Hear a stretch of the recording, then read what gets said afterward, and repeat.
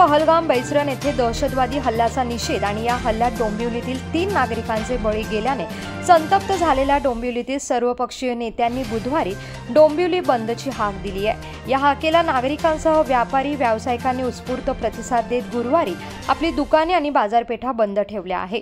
डोंबिवलीतील शाळा कॉलेज देखील बंद ठेवण्यात आले आहे।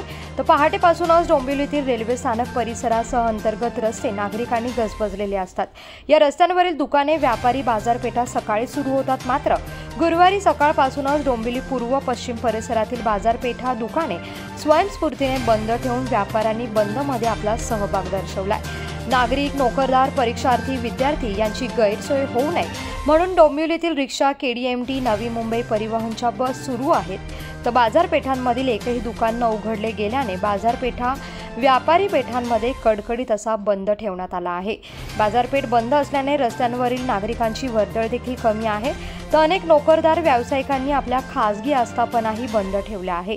काही शैक्षणिक संस्थांनी गुरुवारी असलेली परीक्षा शनिवारी 26 तारखेला वेळापत्रकात नमूद केलेल्या वेळेनुसार होतील असं देखील कळवलं आहे।